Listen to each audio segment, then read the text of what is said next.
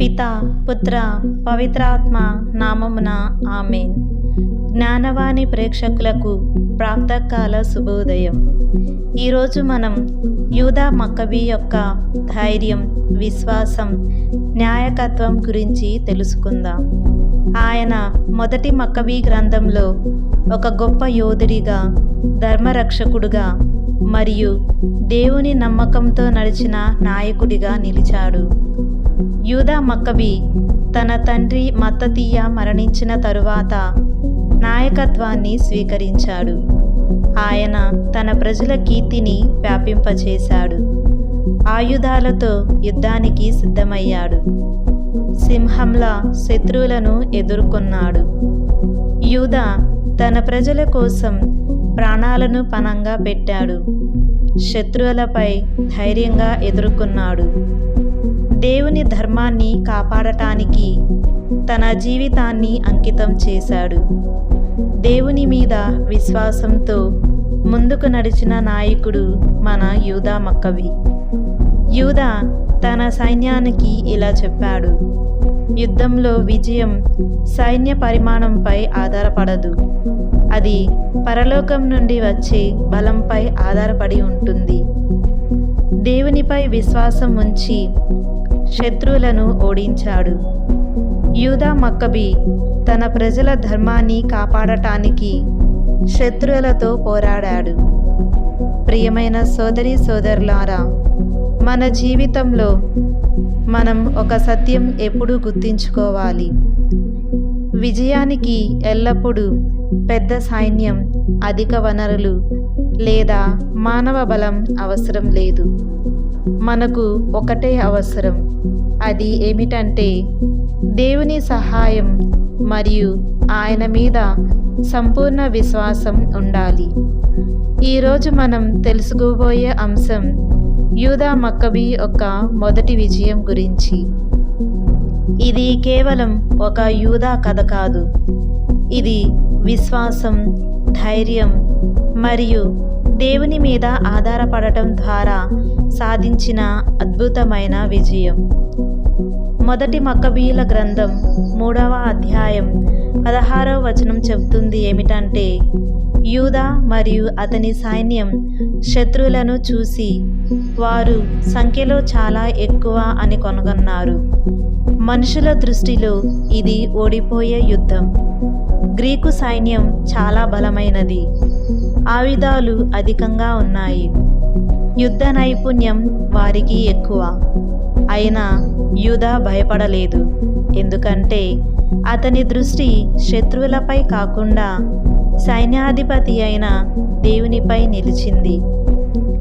విజయం సంఖ్య మీద ఆధారపడదు, అది దేవుని చిత్తం మీద ఆధారపడి ఉంటుంది అని యూదా సైనికులకు గుర్తు చేశాడు.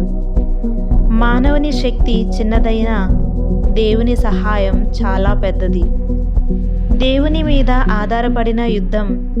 యూదా యుద్ధానికి ముందు మనసులో ఒక నిర్ణయం తీసుకున్నాడు: ఈ యుద్ధం నా శక్తితో కాదు, దేవుని సహాయంతో జరుగుతుంది.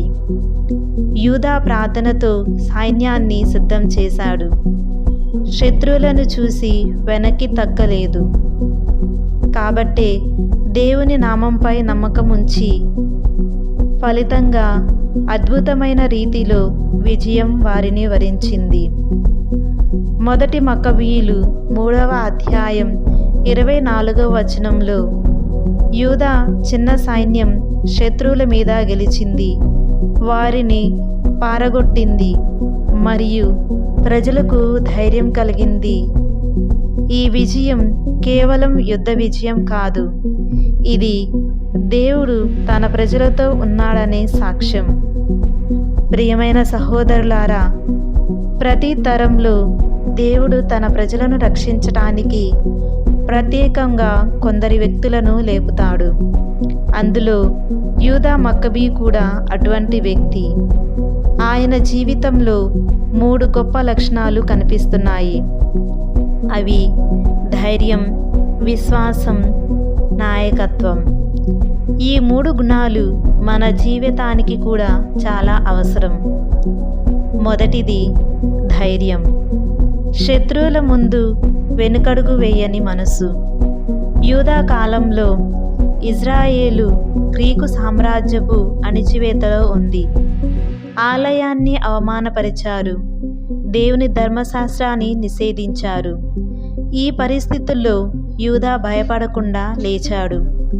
మన నిజ జీవితంలో కూడా ధైర్యం అంటే భయం లేకపోవటం కాదు, దేవుడు మన ప్రక్కనే ఉన్నాడనే నమ్మకంతో భయాన్ని అధిగమించటం. రెండవది విశ్వాసం. దేవునిపై సంపూర్ణ ఆధారం. యూదా శత్రువుల సంఖ్యను చూసి నిరుత్సాహపడలేదు. మొదటి మక్కబీల గ్రంథం 3వ అధ్యాయం 18వ వచనంలో ఇలా ఉంది: వారి సంఖ్య ఎంత ఉన్నా పరలోకంలోని దేవుడు శక్తివంతుడు, ఆయన తన ఇష్టప్రకారం గెలిపిస్తాడు. గెలుపు ఆయుధాల బలంపై కాకుండా దేవుని చిత్తంపై ఆధారపడి ఉంటుందని అతడు పూర్తిగా నమ్మాడు. సమస్య ఎంత పెద్దదైనా మన విశ్వాసం ఇంకా పెద్దదై ఉండాలి. దేవుని పైన మన విశ్వాసం ఎంత గట్టిగా ఉంటుందో మన నిజ జీవితంలో మనం పోరాడే యుద్ధం కూడా దేవునిపై ఆధారపడి ఆయన యందు విశ్వాసం కలిగి మనం మన నిజ జీవిత యుద్ధాన్ని దేవుని ద్వారా గెలవాలి. మూడవది న్యాయకత్వం. ప్రజలను నడిపించిన విధానం. యూదా కేవలం యోధుడు మాత్రమే కాదు, అతను ఒక ప్రేరణాత్మకమైన నాయకుడు. అతను తన సైన్యాన్ని ఒకే లక్ష్యానికి కట్టిపడేశాడు. యుద్ధానికి ముందు వారిని ప్రార్థనలో ఏకం చేశాడు. కష్టకాలంలో కూడా ప్రజలకు ధైర్యం ఇచ్చాడు. నిజమైన నాయకుడు స్వార్థం కోసం కాకుండా దేవుని చిత్తం నెరవేర్చడానికి నడిపిస్తాడు. ప్రియమైన దేవుని బిడ్డలారా, యూదా మక్కబీ మనకు ధైర్యం ఉన్నవాడు, విశ్వాసం కలవాడు మరియు దేవుని చిత్తాన్ని అనుసరించే నాయకుడు అయితే దేవుడు అతని ద్వారా అద్భుతమైన పనులు చేస్తాడు. ఈరోజు మనం కూడా మన కుటుంబాల్లో, సంఘంలో, సమాజంలో యూదా మక్కబీలాగా నిలబడదాం. ఆమేన్.